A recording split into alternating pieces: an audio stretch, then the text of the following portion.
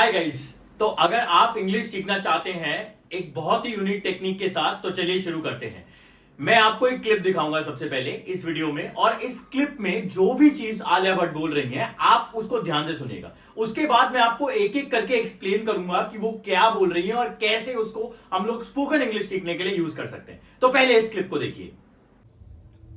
I've been thinking a lot about what it means to make an impact, and I've been wondering whether if when I started out, I did so with the intention of making an impact. And the answer is yes.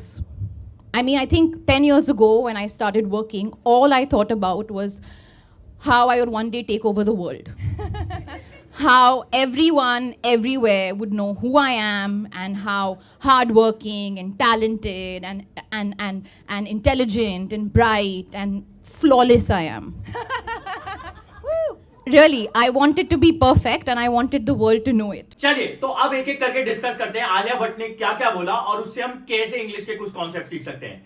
एक बात का ध्यान रखिए, जो भी चीजें मैं बता रहा हूं उन्हें आप नोटबुक में नोट करिए, आपको रियली हेल्प मिलेगी आपके स्पोकन इंग्लिश को इंप्रूव करने के लिए। देखिए, ये वो चीजें हैं जो आलिया भट्ट ने इस पूरे के पूरे स्पीच में बोली है। इस स्पीच में हम लोग एक एक करके सेंटेंस बाय सेंटेंस इसको समझेंगे और कुछ नए स्ट्रक्चर सीखेंगे। ये सारे स्ट्रक्चर स्पोकन के लिए जरूरी है क्योंकि उन्होंने ये यूज किया है, तो आप स्पोकन में अपने आप के अपने स्पोकन में भी इसे यूज कर सकते हैं। देखिए, सबसे पहले है I have been thinking a lot about what it means. यहां पे सेंटेंस में ये सब्जेक्ट है आई हैव बीन थिंकिंग।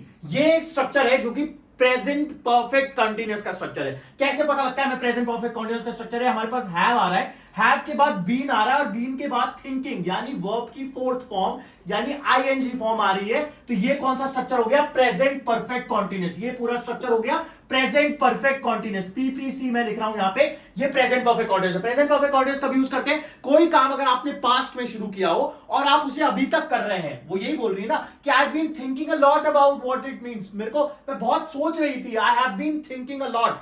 मैंने पास्ट में सोचना शुरू किया था और मैं अभी तक सोच रही हूं। तो ये स्ट्रक्चर जब भी आपको कोई काम पास्ट में आपने स्टार्ट किया और आपको अभी तक आपको काम कर रहे हैं, तो आप प्रेजेंट परफेक्ट कंटीन्यूअस का यूज करते हैं। और उसमें स्ट्रक्चर क्या होता है? हैव बीन या हैज बीन के साथ वर्ब की फोर्थ फॉर्म यानी आईएनजी फॉर्म लगती है। तो ये हमारा पहला स्ट्रक्चर हो गया। उसके बाद इन्होंने कहा I have been thinking a lot about what it means. A lot मतलब बहुत ज्यादा। अ लॉट एक ऐसा वर्ड है, एक ऐसा फ्रेज है जो हम यूज करते हैं बहुत ज्यादा के लिए करते हैं कि I love you a lot, I like you a lot. ऐसे अ लॉट जो है वो बहुत ज्यादा के लिए यूज होता है। तो ये जो वर्ड है, ये वर्ड हम लोग इंडिपेंडेंटली अलग से यूज कर सकते हैं। अ लॉट जब हम किसी चीज के बारे में बात करना चाहते हैं, हम बहुत ज्यादा पसंद करते हैं। तो a lot about what it means to make an impact. अब यहां पे अबाउट भी एक कनेक्टर का काम कर रहा है। एक बात का ध्यान रखिए, हम लोग दो तीन चीजें इस पूरे के पूरे वीडियो में पढ़ेंगे। एक तो हम लोग स्ट्रक्चर्स पढ़ेंगे और दूसरे हम कुछ वर्ड्स पढ़ेंगे जो कनेक्ट करेंगे या जिनका अलग अलग मीनिंग होगा।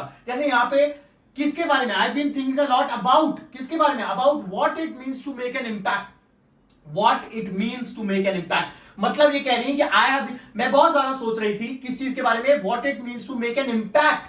क्या इंपैक्ट डालने के लिए, क्या चीज होती है इंपैक्ट डालने के लिए, मतलब क्या मीनिंग होता है इंपैक्ट डालने का? टू मेक एन इंपैक्ट, ये भी एक स्ट्रक्चर है। It means to make an impact. And I have been wondering whether. अब आई हैव बीन वंडरिंग, देखो फिर से वही स्ट्रक्चर आ गया, हैव बीन वंडरिंग। फिर से कौन सा हो गया? Present perfect continuous. I have been wondering, मैं सोच रही थी, मैं वंडर कर रही थी, ठीक है, सोच रही थी। अगेन सेम ही चीज है, I have been wondering whether if.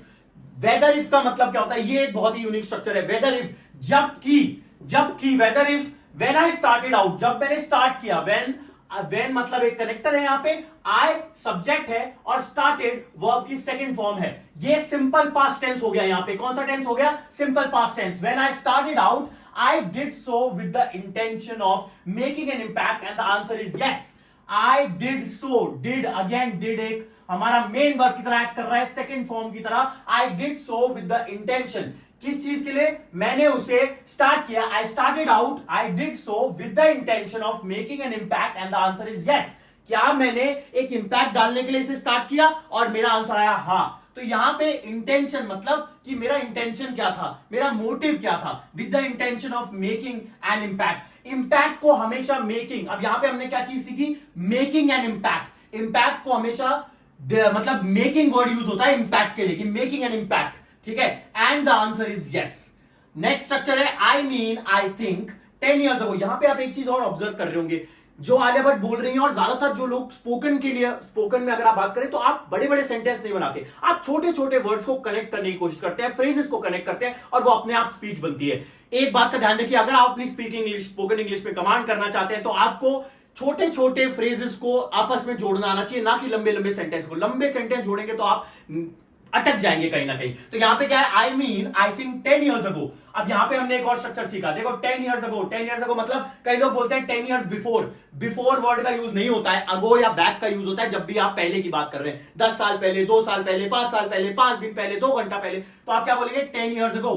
When I started, again यही स्ट्रक्चर आ गया, व्हेन आई स्टार्टेड, जब मैंने शुरू किया। व्हेन मतलब जब, when I started working, when I started working. अब यहां पे देखिए, ये सेकंड फॉर्म है वर्ब की, ये सब्जेक्ट है आई, ठीक है, और वर्किंग जो है ना, ये एक जिरंड की तरह काम कर रहा है, ये आईएनजी फॉर्म नहीं है वर्ब की।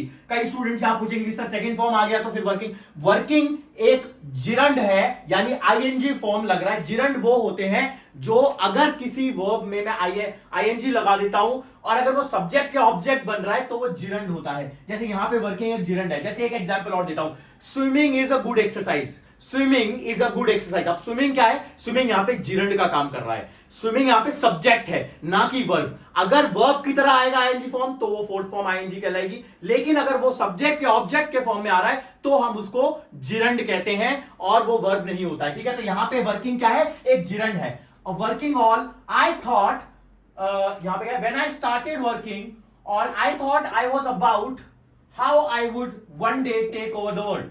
आई thought, all I thought was. अब देखो यहां पे स्ट्रक्चर क्या है, ऑल आई थॉट वॉज, ये पूरा एक ही फ्रेज है।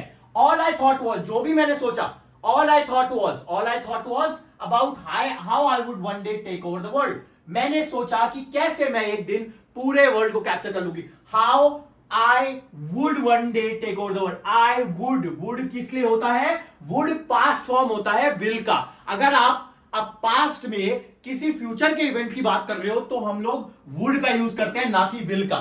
जैसे मैंने कहा, कल मैं अपने अंकल के घर गया था और उन्होंने मुझे कहा कि वो अगले हफ्ते दुबई जा रहे हैं। अब पास्ट में बात हो रही है, पास्ट में बात हो रही है, तो हम क्या कहेंगे, yesterday I went to my uncle's house and he told that he would go to Dubai next week. इस तरह से ये वाला स्ट्रक्चर वुड का यूज हो जाएगा, ठीक है। द वर्ल्ड, तो यहां पे भी ये बोल रही है कि ऑल आई थॉट वॉज, जो मैंने सोचा, was about how I would one day take over the world. Past में उन्होंने सोचा कि फ्यूचर में कैसे वर्ल्ड को टेक ओवर कर लेंगी, यानी कि कैप्चर कर लेंगी the world. How everyone everywhere would know who I am. अब देखो वापस से वही हो रहा है, how everyone everywhere would know. Would know अगर वुड आ रहा है, एवरीवन हर कोई, एवरीवेयर हर जगह, एवरीवन एवरीवन एवरीवेयर, ये सारी वर्ड जो होते हैं ना, ये सारे सिंगुलर वर्ड्स होते हैं, ठीक है। Who I am and how hard working and talented and intelligent and bright. अब देखो यहां पे बार बार वो एंड लगा रही है, आप भी अपने स्पोकन में कर सकते हैं, एंड लगा के कनेक्ट कर सकते हैं चीजों को, ठीक है। लेकिन पॉज लीजिएगा, आप ध्यान से सुनेंगे तो वो पॉज दे रही है। And talented and intelligent and bright and flawless I am, मैं हूं, ठीक है।